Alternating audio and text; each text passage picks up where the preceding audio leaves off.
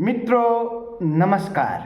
मैं विश्वजीत आनंद और हमारे समीप में स्थित हैं हमारे प्रिय शिष्य सौरभ। नमस्कार। कैसे हैं सौरभ? अच्छे हैं सर।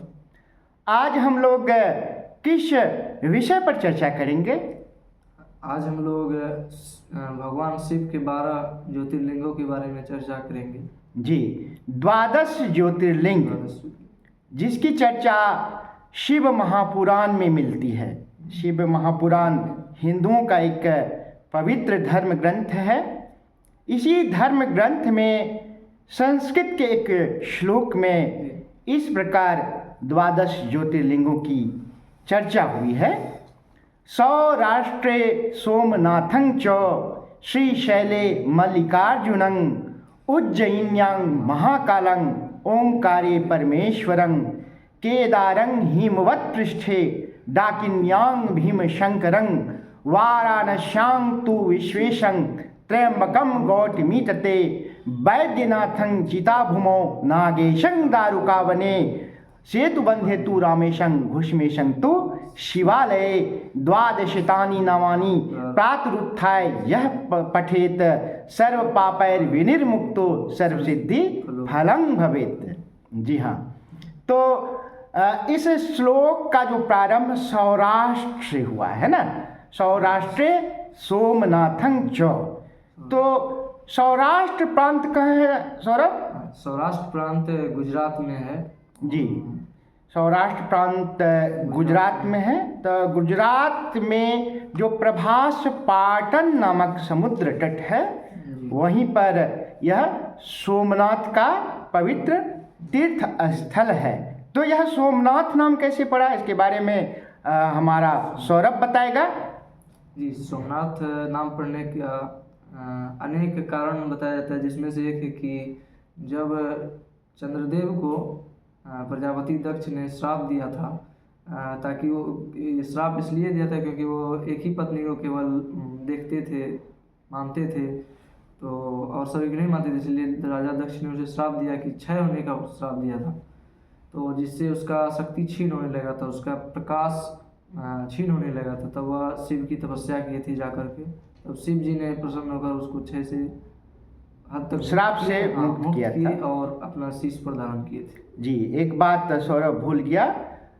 दक्ष प्रजापति की 17 कन्याएं थी, 27 कन्याएं थी। 27 कन्याओं में से एक कन्या रोहिणी से सोमनाथ अधिक प्रेम करते थे, उन्हें सम्मान देते थे, जिससे उनके पिता नाराज हो गए और नाराज होकर उन्होंने सोमदेव को क्षय होने का श्राप दे दिया। और इस श्राप से उद्धार भगवान शिव ने किया था, इसलिए इसका नाम क्या पड़ा? सोमनाथ पड़ा। ठीक ना। और सोमनाथ की चर्चा कहाँ मिलती है? सोमनाथ की चर्चा कालिदास के ग्रंथ रघुवंश महाकाव्य में भी मिलती है और महाभारत में भी मिलते हैं। जी, सोमनाथ की चर्चा कालिदास के ग्रंथ रघुवंश महाकाव्य में प्रयाग, पुष्कर और गोकर्ण तीर्थ के साथ ही मिलती है। तो प्राचीन काल से ही इस मंदिर की पूजा होती आ रही है। जी। और इस मंदिर को वर्तमान समय में किसने बनवाया था? वर्तमान समय में अटल बिहारी वाजपेयी। नहीं, चालुक्य राजा मूलराज ना। चालुक्य राजा मूलराज, हाँ, मूलराज प्रथम ने 997 ईस्वी में इसे बनवाया था। और इस मंदिर का विनाश हुआ था 1026 ईस्वी में। महमूद गजनबी के आक्रमण के कारण हुआ था। महमूद गजनबी जो कि एक तुर्क आक्रांता था। जी। वह क्या था? आइडोलेटर, मूर्ति भंजक थे। हाँ, आइडोलेटर था, मूर्ति भंजक था। तो मूर्तियों को तोड़ने में, लूटपाट करने में उनका विश्वास था। और इस मंदिर के समृद्धि के बारे में उन्होंने चर्चा सुनी थी और इसी से आकृष्ट होकर उन्होंने भारत की यात्रा की और इस मंदिर पर आक्रमण किया, इसे लूटा। और ऐसा कहा जाता है कि उन्होंने यहाँ से 2 करोड़ दिनार स्वर्ण मुद्राएं ले गया था लूट कर। कहाँ ले गया था? गजनी ले गया था। और वहाँ की मस्जिदों में लगाया था। लगभग 50 से 70 हजार साधु 50 से 70 हजार भक्तों को उन्होंने मार दिया था। और इतना समृद्ध मंदिर था यह कि उस समय यहाँ पर 300 संगीतकार 300 एम्प्लॉयड थे, 300 नाई 300 नाई नाई, 500 नर्तकी। नर्तकी थी।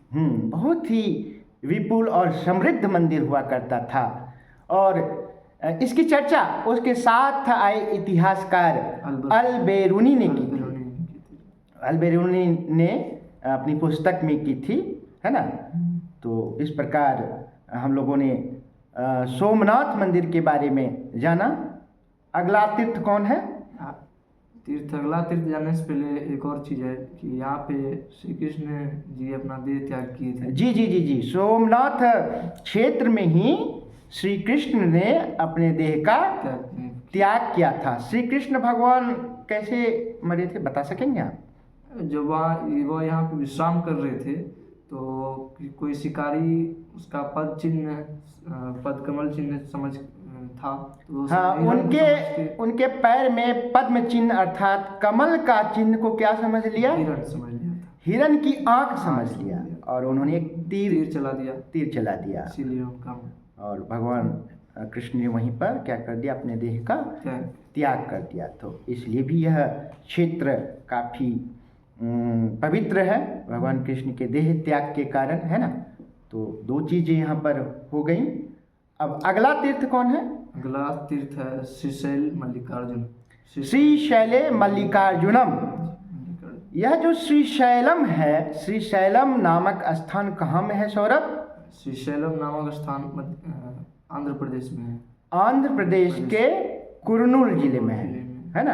आंध्र प्रदेश के कुर्नूल नामक जिले में है। श्रीशैले मल्लिकार्जुनम। मल्लिकार्जुनम दो शब्दों से बना है जी। एक मल्लिका और दूसरा अर्जुन। दोनों को जब संधि कर देते हैं तो होता है मल्लिकार्जुनम। मल्लिकार्जुन जो है वह तेलुगु भाषा का एक शब्द है जिसका अर्थ क्या होता है सौरभ? अर्थ होता है तेलुगु भाषा में चमेली होता है उसका, चमेली का फूल। और अर्जुन का होता है शिव। अर्जुन का अर्थ शिव होता है। तो दोनों का विश्लेषण थोड़ा कीजिए। उसके बारे में ये फिर बहुत मानना है लोग का। नहीं, भगवान शिव की पूजा देवी पार्वती ने चमेली के फूल से की थी, है ना। एक ये है और इसीलिए इसका नाम मल्लिकार्जुनम पड़ा। दूसरी मान्यता क्या है? जब भगवान कार्तिक रूठ कर यहाँ पे आ गए थे ब्रह्मचारी तपस्या करने के लिए, कुमार ब्रह्मचारी के रूप में। क्यों रूठ गए थे? क्योंकि उनका विवाह मतलब मूलतः रिद्धि या सिद्धि में से दोनों को एक वंश होने वाला था, लेकिन दोनों का शादी तो श्री गणेश जी से हो गई। श्री गणेश जी से हो गया, इसीलिए वो रूठ कर इधर यहाँ आ गए थे। उसी को मनाने के लिए शिव जी और पार्वती जी यहाँ पर आए थे, है ना। श्रीशैले मल्लिकार्जुनम यह कहाँ पर है? आंध्र प्रदेश के कुर्नूल जिले में। और कुछ विशेषता है इसके बारे में? इसका वर्णन महाभारत और पुराण में भी है जी। तो श्रीशैले मल्लिकार्जुनम। अब अगला जो तीर्थ है वह है उज्जैन्यांग महाकालम। अच्छा, ये जो उज्जैन है वह कहाँ में है? उज्जैन क्षिप्रा नदी के तट पर है। हाँ, उज्जैन मध्य प्रदेश में है। उज्जैन का प्राचीन नाम जो है अवंती है, अवंतिका। तो क्षिप्रा या शिप्रा नदी भी कहते हैं, तट पर है। और उज्जैन्यांग महाकाल, वहाँ पर भगवान शिव महाकाल के रूप में विराजमान है। और एकमात्र दक्षिण मुखी शिवलिंग है। देखिए कितनी अच्छी बात कही है सौरभ ने। इसकी चर्चा क्या कालिदास ने की है? जी। किस ग्रंथ में की है? कालिदास ने अपने ग्रंथ, कालिदास को यहाँ पे मेघदूतम। कालिदास ने कई ग्रंथ लिखे हैं, रघुवंशम, मेघदूतम, कुमार संभवम, है ना। तो मेघदूतम में इस महाकाल तीर्थ का क्या है? वर्णन किया गया है ना। अब अगला तीर्थ कौन है? अगला तीर्थ केदारनाथ। केदार सौराष्ट्रे सोमनाथं च श्रीशैले मल्लिकार्जुनं उज्जैन्यां महाकालं, नहीं, ओंकारे परमेश्वरम, ओंकारनाथ है ना। करनाथ ओंकारनाथ भी मध्य प्रदेश में ही है, खंडवा जिले में। खंडवा जिले में। खंडवा जिले में। कहाँ में है? खंडवा जिले में। किस नदी के बीच में है? नर्मदा नदी। नर्मदा नदी के। नर्मदा नदी के बीच में एक द्वीप है जो ओम के आकार का, इसलिए नाम ओंकार पड़ा इसका ना जी।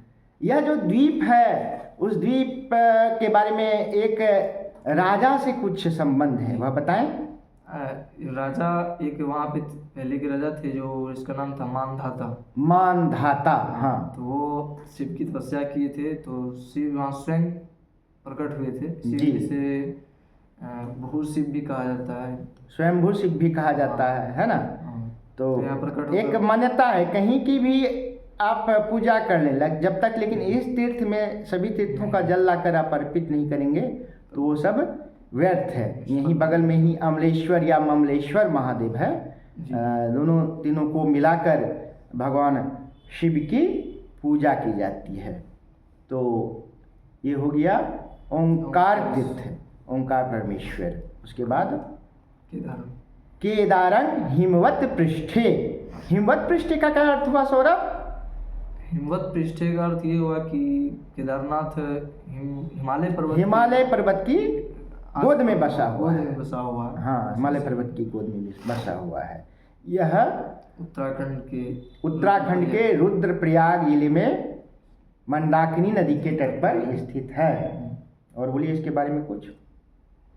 आदि शंकराचार्य ने इनका जीर्णोद्धार, मतलब इसका पुनः निर्माण सही से 8वीं शताब्दी में लगभग किए थे आदि शंकराचार्य ने। ऐसा कहा जाता है कि इसकी स्थापना पांडवों ने की थी। पांडवों के पौत्र जन्मेजय ने की थी, है ना।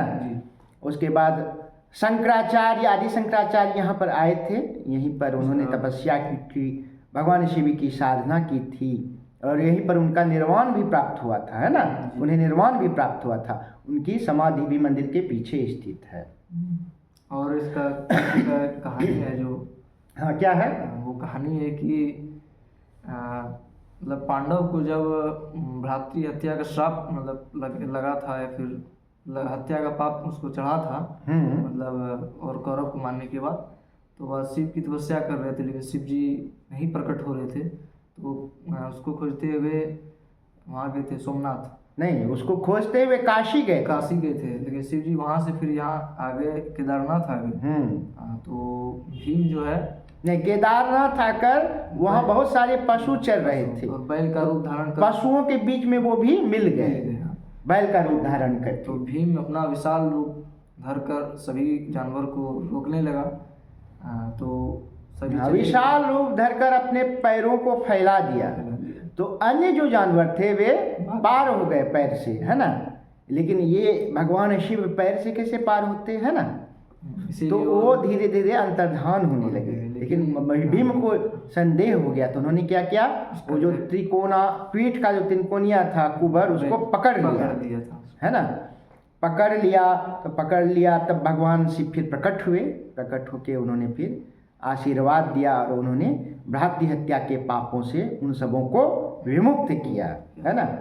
अच्छा, पंच केदार क्या होता है, बोलिए। पंच केदार में, पंच केदार जो है वह तुंगनाथ है। अच्छा, वो जब मतलब वो अंतर्ध्यान हो रहे थे बैल के रूप में शिव जी, तो उनका भुजा जो है वो निकले थे, तो उसको तुंगनाथ कहा गया। और मुख निकले, और इसी तरह से चार उसका मुख रुद्रनाथ, हाँ, रुद्रनाथ निकला था। उसके बाद तुंगनाथ, रुद्रनाथ, मह्यमेश्वर में नाभि और कल्पेश्वर, कल्पेश्वर, ये 4 जगह हैं। और ये वो जो केदारनाथ है, इन 5 को मिलाकर इन्हें क्या कहा जाता है, पंच केदार कहा जाता है। और ऐसा कहा जाता है कि धड़ का जो ऊपरी हिस्सा है वह काठमांडू में गिरा था, ठीक ना, निकला था वहाँ से, निकला प्रकट था, हुआ था। प्रकट हुआ था, गिरा नहीं था, निकला था। इसलिए वहाँ पर भी शिव हैं विराजमान। किस रूप में हैं? पशुपति नाथ के पशुपति नाथ रूप में विराजमान है ना। और यहाँ पे शंकराचार्य की समाधि भी है। हाँ, शंकराचार्य की समाधि भी है। तो यह और एक और बात है कि वो जो आदि शंकराचार्य थे, दक्षिण से जंगम संप्रदाय के 2 पुजारियों को लाए थे, एक रावल, दूसरा जमलोकी और रावल। तो ये दोनों ही शिवलिंग की पूजा करते हैं। और तीर्थयात्रियों की ओर से कौन पूजा करते हैं? वाजपेयी ब्राह्मण करते हैं। हाँ, शुक्ल यजुर्वेद एक संहिता है, बाजसेनी ऋषि द्वारा वो लिखा गया है। तो बाजसेनी के जो अनुयायी होते हैं वाजपेयी ब्राह्मण, है ना, शुक्ल यजुर्वेद के, वही इनका मतलब आगंतुक तो प्राचीन काल से ही इसी गोत्र के वाजपेयी ब्राह्मण जो है, हाँ, शांडिल, उपमन्यु और धौम्य, माध्यनंदिन शाखा, है ना, माध्यनंदिन शाखा के अनुयायी होते हैं। 3 गोत्र हैं, शांडिल्य, उपमन्यु और धौम्य। तो वो प्राचीन काल से ही इन्हीं ब्राह्मणों के द्वारा तीर्थयात्रियों की ओर से पूजा की जाती है। हाँ, चलिए अब अगला तीर्थ कौन है? अगला तीर्थ है भीमशंकर, डाकिन्यांग भीमशंकरम। तो यह छठा तीर्थ है। ये कहाँ है आप बताएं? ये महाराष्ट्र के पुणे के पास है, स्थित है, सह्याद्री नदी के तट पर है। सह्याद्री पर्वतमाला के बीच में स्थित है और यहाँ से भीम नदी भी निकलती है। भीम नदी के कारण उत्पन्न हुआ था, ऐसा कहा जाता है। ऐसा कहा जाता है कि भीमासुर जो कि एक राक्षस था, भीमासुर एक जो राक्षस था वो बहुत अत्याचार कर रहा था। तो जिस राजा पे अत्याचार किया वो राजा शिव जी की तपस्या कर रहे थे, लेकिन ये भीम राक्षस था, ये शिवलिंग पर तलवार चला दिया। इसीलिए शिव जी क्रोधित होकर उनका वध किए थे जी। तो इसीलिए तभी इसको भीमशंकर कहा गया। हाँ, फिर वहाँ पर वो स्थापित हो गए, ठीक ना, स्थापित हो गए और वहाँ पूजा जाने लगा वहाँ पे। हाँ, डाकिन्यांग भीमशंकर, डाकिनी क्षेत्र में। और भी कई मान्यताएं हैं। ऐसा कहा जाता है कि असम में भी डाकिनी क्षेत्र है, वहाँ भी है। खैर जो भी हो, तो हमने 6 के बारे में चर्चा कर ली। सौराष्ट्रे सोमनाथं च श्रीशैले मल्लिकार्जुनं उज्जयिन्यां महाकालं ओंकारे परमेश्वरं केदारं हिमवत् पृष्ठे डाकिन्यां भीम शंकरं। हर हर महादेव। अब अगली बार जो 6 बचे हैं उनकी चर्चा एक अगली वीडियो में हम सौरभ के साथ करेंगे। नमस्कार।